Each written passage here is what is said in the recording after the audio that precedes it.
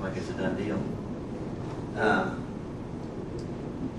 I do tend to get emotional. I came here to this town 28 years ago, started a newspaper, and made some friends and enemies in that too, because I tend to speak my mind.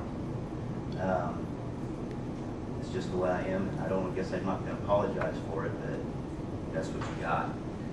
What bothers me most about tonight is that we've had 3 council members talk here, and nobody has made reference to the citizens of this community and the voices that we've heard in the election and comments. I was on the school board for 7 years, and I swear to God, in the last 3 weeks, I've got more emails and more feedback than I did in 7 years on the school board. And of those comments, I counted 40 separate emails, and only one of those 40 was encouraged me, well, it was actually all encouraged me to proceed with annexation. I think most of you got those too, the same ones that I got. You all received them too, because they were copied to council at large. So I had one that had a question about the abatements. And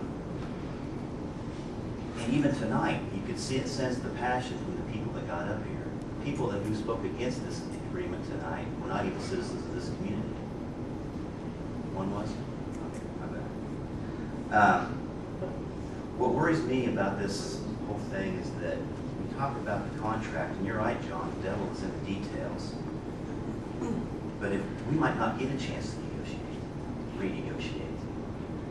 That could very well be. And if I'm a developer and I look at the makeup of this council and I see where voices seem to be, I think I'm going to start focusing my energies elsewhere, because we're going to be the same council for a while, and it just might not be possible ever to come to an agreement with this group.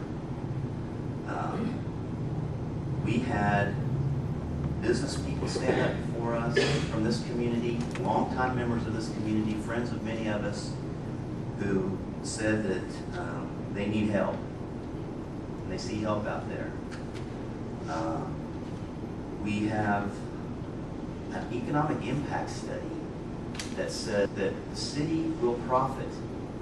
The city will profit over the lifetime of this contract and this agreement. And so we're going to get caught up here in issues about contract details and things that we may ultimately have control of if this becomes under our jurisdiction, but will not if it doesn't come under our jurisdiction. And to look at that economic impact study and just say, never mind, we're looking at $39.1 million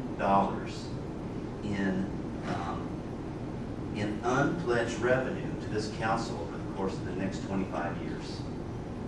39.1. Now that is money that is above and beyond payment of the bonds, above and beyond the infrastructure payments, above and beyond the staff time and the fire and safety issues that are involved here.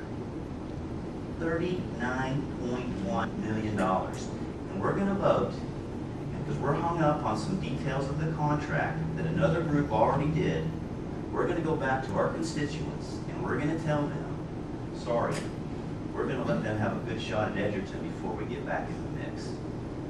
This community stood forth and voted in a contentious and hard-fought election, and 72% said move forward. And it's like we're not even listening. That didn't matter. It doesn't matter what the people have said tonight. It doesn't matter what emails we got. It doesn't matter that Bob Marcus from the KCABC tells us that if you guys if you take this action, you're going to lose trust with the development community, and you might not get much more. We're talking about de-annexation, and therefore if it goes to another entity, we're cutting out everything to the southwest.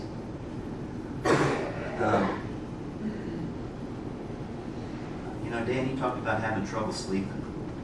Well, I might have trouble sleeping for the next 10 years if this goes the way it does tonight. I vision it right now, because you're going to be hearing a lot. And if that development goes, and those tax revenues go to an entity beside us, whether it's Edgerton, the county, or they consolidate themselves, if that money goes to us, that's on our conscience that we let it happen. right now, I'm not willing to roll the dice to let Burlington Northern go to Edgerton, to another community that can have it. No offense to Edgerton.